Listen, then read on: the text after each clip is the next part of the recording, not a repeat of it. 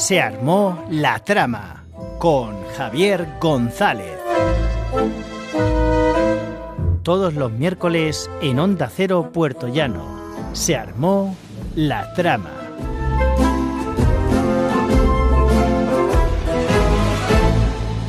Esto es Se armó la trama, aquí, en Onda Cero. Yo soy Javier González y hoy vamos a hacer algo un poquito diferente. Porque sabéis que de vez en cuando me gusta salirme de los márgenes del programa para traeros alguna sorpresa, que alguna más tengo preparada para los próximos meses, pero hoy vamos a hablar de algo muy interesante. Porque generalmente hablamos de literatura, es decir, de las historias que ocurren dentro de los libros. Pero es que hay historias contándose en otros medios, como por ejemplo los videojuegos.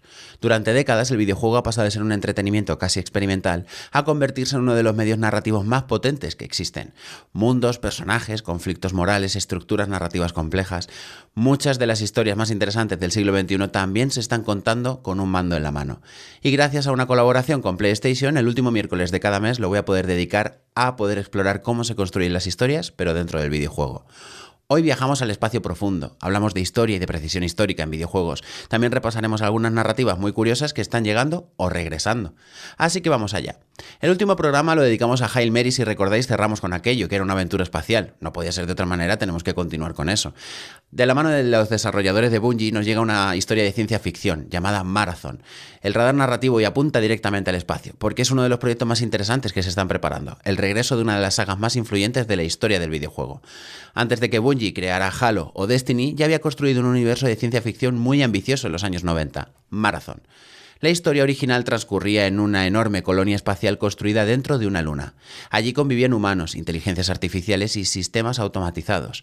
Hasta algo que empezó a ir mal, muy mal. El jugador descubría que poco a poco las inteligencias artificiales de la estación no eran simples programas, tenían personalidad, ambición e incluso algo parecido a la locura. Una de ellas, Durandal, se convirtió en uno de los personajes más fascinantes de la ciencia ficción en el videojuego. La narrativa de Marathon era muy peculiar para su época. En lugar de las largas escenas cinematográficas, la historia se contaba a través de terminales de ordenador, mensajes fragmentados y archivos que el jugador iba descubriendo. Era casi arqueología narrativa. El nuevo Marathon se está preparando para reinterpretar ese universo. Mantiene la ambientación de ciencia ficción dura, las colonias espaciales abandonadas y la sensación de misterio tecnológico, pero adaptándolo al lenguaje actual del videojuego. Es un ejemplo muy interesante de cómo una historia nacida de los años 90 puede volver a contarse con herramientas narrativas modernas. Y si os soy sincero, la primera hora de juego estaba bastante confundido. A pesar de que la gente de PlayStation ya me había avisado que no es un juego que entre muy rápido y que requiere de su tiempo de adaptación, tiene una explicación muy lógica, y es que el videojuego pretende exactamente eso, que te sientas confuso. No te va a dar las cosas fáciles, porque la historia de Marathon se va a complicar hasta un punto en el que vas a decir, vale, esto es complejo, pero me gusta, porque me estoy internando dentro de un mundo que ya está muy mascado, que es la fantasía espacial, ciencia ficción en el espacio, con misiones de captura, de recolección de recursos y cosas por el estilo, a manos de un shooter. Y dices, bueno, la premisa parece bastante sencilla, pero no entiendo dónde quiere ir la historia. Y es que tú estás cumpliendo misiones como un día cualquiera hasta que algo empieza a ir muy, muy mal. No entiendes muy bien qué está pasando ni qué es lo que tienes que hacer, y eso me gustó mucho. Porque normalmente cuando estás jugando una historia parece que la premisa es muy clara. Tu misión es esta y tienes que ir a hacer esto, y por el camino se van complicando las cosas. Pero ¿qué ocurre cuando no sabes cuál es tu misión y qué es lo que tienes que hacer? ¿Qué pasa cuando las decisiones las están tomando otros por ti? ¿Qué pasa cuando no sabes quién es el bueno y quién es el malo? Pensaba que Marathon al principio, como nos ha pasado a nosotros, que ya hemos gastado el chiste, muchos de mis amigos y yo, con lo de, ¡ay, un juego de correr!, ¿no? Ya lo hemos hecho todo, no nos hace gracia ya.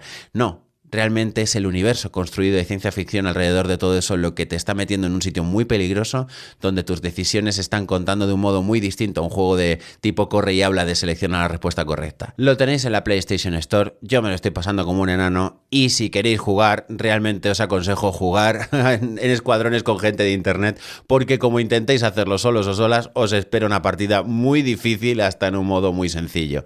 No es un juego fácil ni para cualquiera, la historia tiene su complejidad, pero la merece. En los cotilleos del joystick hoy vamos a hablar de cuándo la historia real y los videojuegos se pelean. El cotilleo narrativo de hoy tiene que ver con algo que aparece constantemente cuando un videojuego utiliza historia real, la precisión histórica. Cada vez que aparece un juego ambientado en un periodo histórico, ya sea la Edad Media, Renacimiento o Segunda Guerra Mundial, surge el mismo debate. ¿Debe un videojuego ser históricamente exacto, sí o no? Un ejemplo muy conocido es la saga Assassin's Creed. Estos juegos recrean ciudades históricas con un nivel de detalle impresionante. Florencia renacentista, París durante la Revolución Francesa o el Egipto de Cleopatra.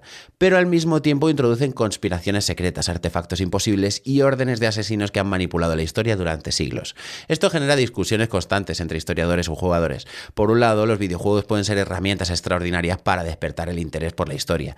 Mucha gente descubrió figuras como la de Leonardo da Vinci o acontecimientos como la Revolución Francesa precisamente jugando.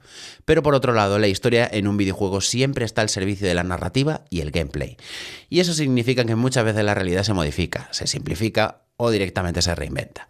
Al final ocurre algo parecido a lo que pasa con las novelas históricas o el cine.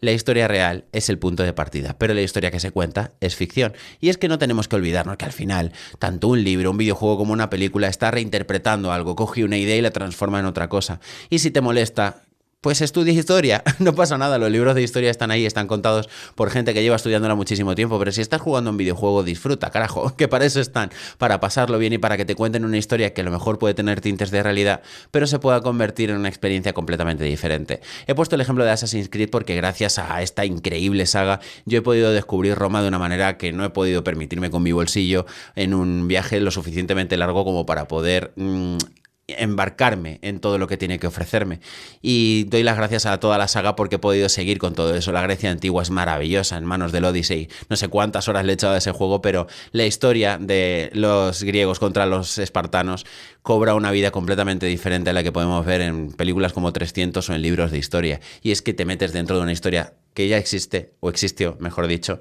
pero bajo tu propia mano y con unas conclusiones bastante diferentes.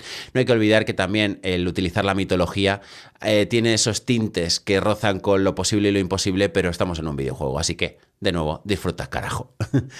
Vamos a las recomendaciones narrativas, y yo tengo primero aquí un fetiche que he querido poner en primer lugar porque Ghost of Yotei Legends lo llevaba esperando muchísimo tiempo. Me lo pasé muy bien con Ghost of Tsushima, creo que es una historia, a mí todo lo que sea la historia de Japón me vuelve completamente loco, y si me metes samuráis, arqueros samuráis, a mí me vuelve loco por dos. Entonces llegó Ghost of Tsushima, no le cogí demasiado cariño a la historia porque me pareció bastante normalita, pero Ghost of Yotei me ha cambiado la vida. ¿Qué pasa? Que en el Legends podemos tener una historia dentro de la historia, y es que se atreve a ir un poquito más allá. En Ghost of Yotei normal, digamos, la historia corre a cargo de una chica que tiene que vengar a su familia y tiene que eliminar a 5 figuras con representación de animales, el dragón, la serpiente, etcétera, y es una historia muy completa y que tiene bastantes giros de guión que no te ves venir, muy interesantes. Me recordó un poco a Kill Bill, pero en un Japón. Un poquito de esa manera. Pero ¿qué pasa? Que dentro del universo Samurai, que muchos jugadores conocen como Ghost of Tsushima, aparece una variante narrativa muy interesante, y es el Legends. Aquí la historia abandona el realismo histórico y entra de lleno en el folclore japonés, que es donde a mí me tienen compradísimo. En lugar de guerreros históricos, encontramos relatos inspirados en mitos, espíritus y leyendas del Japón feudal. Oni, fantasmas, criaturas del inframundo, guerreros malditos y demás forman parte de esas historias que se cuentan casi como leyendas tradicionales narradas alrededor de una hoguera. Lo interesante es que el juego adopta una estructura casi literaria. Cada misión funciona como una leyenda independiente con su propio tono, enemigos y moraleja. Es un buen ejemplo de cómo el videojuego puede utilizar la mitología tradicional como un motor narrativo. Os invito a todo ello porque los que tengáis comprado Ghost of Yotei normal, el Legends está gratuito. Lo tenemos desde el pasado día 10 y bueno, yo no puedo soltar el mando porque cuando crees que lo has visto todo, te viene una nueva historia, y no hay nada que me guste a mí más que un viejo japonés contándome una leyenda sobre dragones, sobre demonios, algo así, y encima que yo sea el protagonista. Estoy dentrísimo. La siguiente recomendación es de Nakama Studios y es de las cosas más bonitas que yo me he podido cruzar en mi vida, porque a veces una historia puede ser sorprendentemente simple y aún así funcionar. Es lo que ocurre con Babel Ghost. El juego original apareció a finales de los años 80 y tenía una premisa muy curiosa. El jugador controlaba un pequeño fantasma que debía guiar una burbuja a través de una mansión encantada sin que explotara. A base de soplidos, el fantasma hacía ¡fu! Y la burbuja se movía. Pero había que tener cierto tino para que la burbuja no explotara contra las paredes. La narrativa era mínima, pero el concepto tenía algo muy evocador. Un castillo lleno de trampas, corrientes de aire, objetos encantados y un fantasma que parecía atrapado entre lo cómico y lo melancólico. El remake recupera esa idea y la amplía con más contexto narrativo. ¿Quién era ese fantasma? ¿Por qué protege esa burbuja?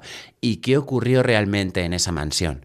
es un buen ejemplo de cómo los juegos muy antiguos pueden reinterpretarse narrativamente décadas después. Y os puedo decir que este estudio, Nakama Studios, está haciendo videojuegos maravillosos. Dentro de poco quiero hablaros de uno tremendamente inclusivo, como yo no he visto nunca antes, porque pretende y consigue, porque ya lo he podido ver en algún vídeo que otro, que la gente ciega pueda jugar a videojuegos. A mí eso me parece súper innovador y creativo. Desde aquí todo mi apoyo a Nakama Studios porque lo han conseguido. Cuando parecía un mercado estancado en el videojuego y en la narrativa, han conseguido hacerlo mejor, más accesible y más grande para gente que nunca había podido coger un mando. Enhorabuena. Finalizamos con una recomendación que es Resident Evil 9. Terminamos con uno de esos universos narrativos más famosos en el videojuego, Resident Evil. Desde los años 90 la saga ha ido construyendo una historia enorme sobre experimentos biológicos, corporaciones sin escrúpulos y epidemias imposibles. Lo interesante de la serie es cómo ha ido evolucionando en su tono. Al principio era terror casi de serie B. Mansiones, laboratorios y virus misteriosos. Pero con los años se ha convertido en una historia global sobre bioingeniería, control corporativo y catástrofes sanitarias. La próxima entrega de la saga promete seguir con ese universo, ampliándolo. Nuevos protagonistas, nuevas localizaciones y probablemente variaciones de ese elemento que ha definido la serie. ¿Te lo has creído? Pues es mentira, porque vuelve Leon Kennedy. El maravilloso protagonista del cuarto juego vuelve más papucho que nunca para poder devolvernos todo lo que nos dio en el 4, pero con muchísimo más. Y es que la historia sigue a esos dos protagonistas del cuarto juego unos años después y con más de un giro de guión que no te vas a ver venir. Cuando parecía que después de 8 entregas Resident Evil no tenía mucho más que innovar, te callan la boca dándote con la carátula del videojuego diciéndote cuidado que no hemos terminado. Raccoon City en nuestros inicios ha derivado en algo mucho, mucho mayor. Así que la idea es que la ciencia sin límites puede convertirse en el mayor monstruo de todos. Porque ¿qué podía salir mal, verdad, Resident Evil? Juntando un pulpo con un caimán y dejando la nota en el laboratorio para que me la encuentre yo después. Grabaremos nuestras partidas a base de máquina de escribir, que es de lo que hablamos muchas veces en este programa, de la narrativa.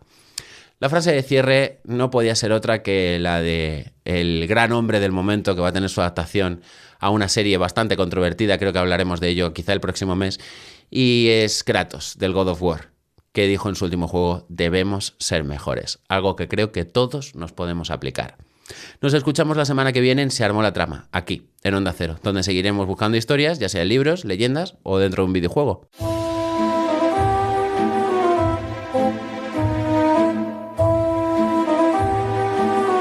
Se Armó la Trama, con Javier González. Todos los miércoles en Onda Cero Puerto Llano. Se Armó la Trama.